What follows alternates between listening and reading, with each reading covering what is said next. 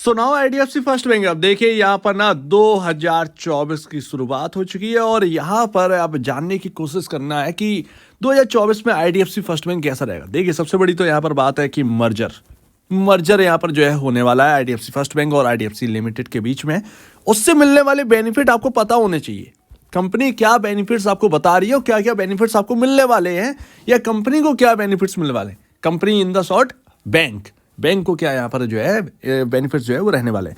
तो क्या यहाँ पर 2024 में जिस तरह की तेजी हमने 2023 में बनते देखी, क्या 2024 में दोबारा कंटिन्यू करेगी। इसके ऊपर सबसे बड़ी बात है, क्या ये 100 रुपए का लेवल दोबारा निकलने वाला है, या 3 डिजिट में हम बात करें तो क्या ये स्टॉक दोबारा जाने वाला है। तो सबसे पहले ना मैं आपको मर्जर का बेनिफिट बताता हूं जो कि आईडीएफसी फर्स्ट बैंक की मैनेजमेंट ने बताया है। देखिए मर्जर से क्या होगा, वैल्यू अनलॉकिंग होगी। 4 बातें जो है वो मर्जर में यहाँ पर देखने को मिलेंगी। वैल्यू अनलॉकिंग शेयर होल्डर्स के लिए सिंपल सी बात है। दूसरी बात यहाँ पर जो है कंसोलिडेट करना पड़ता था, यहाँ पर जो है ना अब सिंगल एंटिटी बन जाएगी, मर्ज हो जाएगी। तो एक्चुअल में यहाँ पर अकाउंटिंग और रेगुलेटरी कंप्लायंसेस को रखना है यहाँ पर जो है ना आसान हो जाएगा। दूसरी सबसे बड़ी बात, तीसरी सबसे बड़ी बात यहाँ पर जो है कि जो डाइवर्सिफाइड और इंस्टीट्यूशनल यहाँ पर शेयर होल्डर्स थे उनको एक जगह पर क्रिएट करना ज्यादा यहाँ पर रहेगा। जिस तरीके से आईसीआईसीआई बैंक या एचडीएफसी बैंक में हमें देखने को मिलता है, वही चीज आईडीएफसी फर्स्ट बैंक के अंदर मर्जर के बाद हमें देखने को मिलेगी। इंस्टीट्यूशनल फ्लोज और डोमेस्टिक फ्लोज यहाँ पर देखने को मिलेंगे। तो ये तीसरी सबसे बड़ी बात है। चौथी सबसे बड़ी बात जो है वो जो रेज करते हैं कैपिटल, टाइम टू टाइम जब बैंक रेज करती है कैपिटल को, इक्विटी कैपिटल को, तो उसमें यहाँ पर जो है ना काफी आसानी होगी रेज करना। और ज्यादा जब जो अभी हमें देखने को मिल रहा उससे भी ज्यादा इजियर अब इस वक्त होने वाला है मर्जर के बाद। तो ये विन विन सिचुएशन है जो कि यहाँ पर आईडीएफसी फर्स्ट बैंक और आईडीएफसी लिमिटेड के मर्जर के बाद देखने को मिलेगी। शेयर होल्डर्स का जो रेशियो है ना, जो मर्जर का रेशियो है वो भी काफी बेहतरीन है। तो सब कुछ यहाँ पर जो है ना बढ़िया तरीके से, लेकिन स्टॉक परफॉर्म नहीं कर रहा। उसका एक रीजन है जो कि मैं आपको बताता हूँ। इसीलिए मैंने आपसे कहा था 100 रुपए पर बेच लीजिएगा कुछ शेयर्स। तो अभी देखिए आईडीएफसी फर्स्ट बैंक का जो मार्केट कैप है वो 62,816 करोड़, जो कि मर्जर के बाद यहाँ पर इंक्रीज होने वाला है।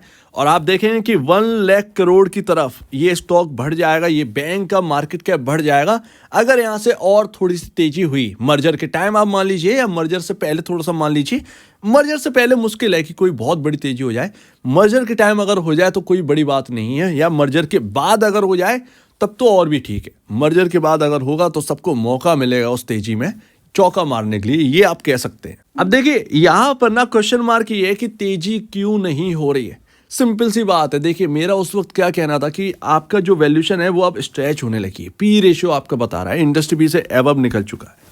अब यहां पर आईडीएफसी फर्स्ट बैंक के अंदर तेजी क्यों हुई है ये आपको पता होने चाहिए। बाकी स्टॉक्स जो है पीयर कंपैरिजन, बंधन बैंक आपका रहा या बाकी का यहाँ पर फेडरल बैंक, इसके अंदर तेजी क्यों नहीं हुई? क्योंकि यहाँ पर ना आपके जो कुछ चीजें हैं जो कि मैं अभी आपको बताऊंगा वो ज्यादा बेहतर है। जैसे कि नेट इंटरेस्ट मार्जिन, बेहतरीन नेट इंटरेस्ट मार्जिन है आईडीएफसी फर्स्ट बैंक का। तो कुछ बातें हैं जो कि बाकी बैंकिंग स्टॉक से अलग करती हैं आईडीएफसी फर्स्ट बैंक को। दैट्स वाई यहां पर जो है आपको पी रेशियो ना इतना इंक्रीज होते हुए दिखा, इतनी तेजी आते हुए दिखी इस स्टॉक के अंदर।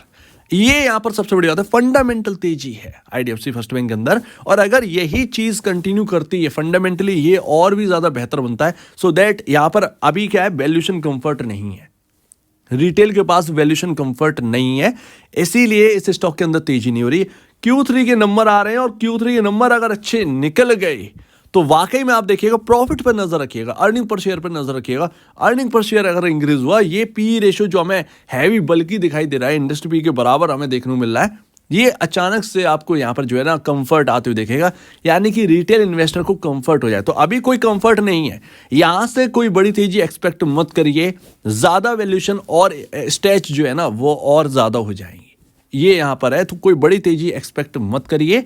अगर वो लेवल निकल जाए तो आप यहां पर जो है ना एक मूव यहां पर जो है एंजॉय करते हुए नजर आएंगे, लेकिन लग नहीं रहा है कि आसानी से वो लेवल निकलेगा। उसे निकालने के लिए Q3 का सहारा चाहिए। सो दैट ये यहां पर ना दूसरी बात है जो कि नोट करने वाली है।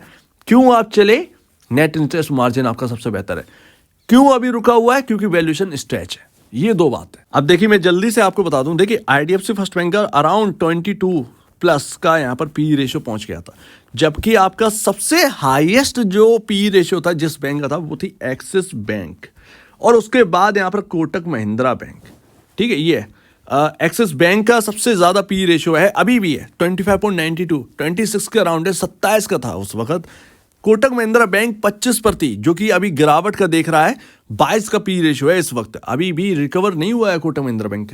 आईसीआईसीआई बैंक का सबसे लोएस्ट था, लेकिन अभी तेजी जो हुई है वो 17 पर लेके आई, अदरवाइज 16 के अराउंड, यहाँ पर 16 के अराउंड आप यहाँ पर आपको जो है पी रेशियो देखने मिल रहा है। एचडीएफसी बैंक का जहां पर था वहीं पर वापस लौट आया, और आप जो है इनमें ही शामिल थे। और मैं आपको बता दूं कि पिछली बार जब मैंने प्रिडिक्ट किया था कि बैंकिंग के अंदर ना गिरावट आने वाली है, अच्छा खासा मूव आपने एंजॉय किया होगा, वो अच्छा खासा मूव आपको एंजॉय करने को मिला होगा। 18 रुपए की गिरावट आईडीएफसी फर्स्ट बैंक में हुई थी। तो यही तो मेरा मानना था यहाँ पर, ये मैं आपको लगातार समझा रहा था कि देखिए कितना स्ट्रेच हो रही है वैल्यूएशन, यहाँ से और ज़्यादा स्ट्रेच नहीं होंगी, ये यहाँ पर ना मायने रखता है। सो दैट अब यहाँ पर ना आप वापस उसी जगह पर सारी बैंकिंग स्टॉक्स आ चुके हैं, तेजी दोबारा हो गई है, थोड़ा सा रिकवर कर गया आईडीएफसी फर्स्ट बैंक, लेकिन यहाँ से और क्या, यहाँ से सिर्फ और सिर्फ Q3 ही ट्रिगर है जो कि आपको देखने को मिलेगा, अदरवाइज कोई दूसरा ट्रिगर नहीं है। और Q3 में टाइम रहा नहीं है, 11 जनवरी से यहाँ पर जो आईटी के नंबर्स आना स्टार्ट हो जाएंगे, और आपके कुछ 20, 22, 25 के अराउंड यहाँ पर आपके नंबर्स आ जाएंगे आईडीएफसी फर्स्ट बैंक के। सो दैट Q3 की तैयारी कर लीजिए। अब सारा का सारा जो मार्केट है वो Q3 की ओर मुड़ चुका है। अब यहाँ पर जो है ना अप्स एंड डाउन्स बहुत ज्यादा आपको शायद देखने को ना मिले, तो इसकी तैयारी कर लीजिए। Q3 ही कंफर्टेबल लाएगा इसके अंदर वैल्यूएशंस को। और आपका नेट इंटरेस्ट मार्जिन 5.57% का नेट इंटरेस्ट मार्जिन है, जो कि आप ही के अंदर सिर्फ देखने को मिल रहा है, यानी कि आईडीएफसी फर्स्ट बैंक ही सिर्फ होल्ड कर रही है एनआईएम को इतना। अदरवाइज आप देखेंगे फेडरल बैंक, तो फेडरल बैंक का स्टॉक इसलिए नहीं चल रहा है, मैंने आपको बताया भी था, one of the second favourite जो है ना फेडरल बैंक ही है। फेडरल बैंक का जो वैल्यूएशन है वो काफ़ी कम है, लेकिन नेट इंटरेस्ट मार्जिन काफ़ी पीछे है, 3% का net interest margin. So that's why federal bank अभी परफॉर्म नहीं कर पाया वेल, लेकिन उसको होल्ड करके चलना चाहिए अगर आपके पास है। दूसरा यहाँ पर आ जाता है IDFC first bank. IDFC first bank का सबसे हाईएस्ट नेट इंटरेस्ट मार्जिन है, जो कि मिड कैप बैंकिंग में आपको देखने को मिलता है। नेट इंटरेस्ट मार्जिन की वजह से ही आईडीएफसी फर्स्ट बैंक ना पहले नंबर पे आता है, और इसीलिए इसके अंदर फ्लोज आ रहे हैं। और अगर ये यहाँ पर ये इस तरीके से रखता है और प्रॉफिटेबिलिटी बढ़ती है, तो फिर आप ये समझ लीजिएगा कि ये 100 रुपए कोई दूर नहीं है, 100 रुपए के ऊपर भी चलने लगा। अब देखना ये है कि कितना प्रॉफिट यहाँ पर निकल कर आता है, कितना अर्निंग पर शेयर में परसेंटेज वाइज हमें उछाल देखने को मिलती है। सो दैट अगर ईपीएस इंक्रीज हुआ ना और इसके अंदर वैल्यूएशन कंफर्ट आया, आपके नंबर्स के तुरंत बाद ही यहाँ पर एक्शन देखने को मिल जाएगा आईडीएफसी फर्स्ट बैंक। और अगर नंबर अच्छे आने होंगे ना, तो वो जो स्ट्रॉन्ग लेवल है जहाँ से अभी घूम गया था ये स्टॉक, वापस डाउन आ गया है, ये मैं बहुत पहले ही आपके सामने सब कुछ रख चुका था, इसीलिए मैं कुछ बात कर नहीं रहा था आईडीएफसी फर्स्ट बैंक पर, क्योंकि अभी कुछ नहीं है फिलहाल, यही आपके सामने वैल्यूएशन कंफर्ट अभी नहीं है, तो अभी चलने का कोई आसान नजर नहीं आ रहा। चल जाए तो वो अलग बात है, लेकिन कुछ उसमें स्टेबिलिटी नहीं आएगी। Q3 ही आपके लिए स्टेबिलिटी आएगा, लेकिन बेस्ट है अगर आप इस स्टॉक को होल्ड कर रहे हैं या आप निचले लेवल पर, इन लेवल्स पर भी बाय करना चाहते हैं, एक्यूमुलेट करिए, थोड़ा कर यहाँ पर खरीदते रहिए आईडीएफसी फर्स्ट बैंक। तो अभी एक्यूमुलेशन यहाँ पर जो है ना जारी रहना चाहिए अगर आपको आईडीएफसी फर्स्ट बैंक का स्टॉक पसंद आता है, ये ध्यान रखिएगा। गिरावट पर मिल रहा है, जब चलने लगे ना तो आप कहेंगे, हालांकि यहाँ पर ना Q3 में नंबर्स कैसे आएंगे ये बैंकिंग के बहुत ही इंपॉर्टेंट है। क्या ग्रोथ लगातार रहेगी या फिर ग्रोथ में जो है वो टॉप बन गया? कुछ एनालिस्ट का ये भी कहना है कि अब बैंकिंग सेक्टर में जो ग्रोथ है वो टॉप बन चुका है।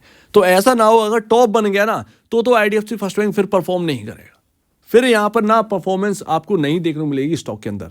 लेकिन अगर आउट परफॉर्म कर गया Q3 में, तो आपको जरूर यहाँ पर जो है ना एक उछाल मिलेगी अच्छी खासी। तो अभी यहाँ पर म्यूचुअल फंड का जो डेटा है ना वो काफी स्ट्रांग है, जरा देखिएगा आप। टाटा ने बहुत भरकर इस स्टॉक को खरीदा है, नवंबर का ये डेटा है। Tata large and mid cap fund ने ना यहाँ पर अच्छा खासा और सबसे बड़ा पैसा यहाँ पर लगा दिया है, ये अभी शामिल हुआ है नवंबर में। और आपका आदित्य बिरला ये सेकंड है जो कि यहाँ पर एक भरोसा यहाँ पर जनरेट कर रहे हैं। सो दैट ये है आपके सामने। और टाटा के कई सारे फंड्स जो है ना वो एंटर करे हैं आईडीएफसी फर्स्ट बैंक के अंदर, तो ये ध्यान रखिएगा म्यूचुअल फंड की तरफ से बहुत स्ट्रॉन्ग डेटा है। 5 जनवरी को नया डेटा आएगा, यानी कि दिसंबर वाला, ठीक है, उस पर नजर रखिएगा कि म्यूचुअल फंड वाले कर क्या रहे हैं। अगर म्यूचुअल फंड वाले शेयर्स बढ़ा रहे हैं तो समझिए कि यहाँ पर जो है ना कुछ बड़ा होने वाला है आईडीएफसी फर्स्ट बैंक के अंदर। एंड लास्ट वो लेवल कौन सा है जहां से तेजी बनना स्टार्ट होगी? देखिए ये ना टॉप कहां से बना, 92 पर बना ना, ये आपका 93 है, 93.40। जब तक ये लेवल नहीं निकलेगा, इसके ऊपर स्टेबल नहीं होगा, तब तक कोई बड़ी तेजी के एक्सपेक्ट मत करिएगा। 100 रुपए की भी एक्सपेक्टेशन मत रखिएगा।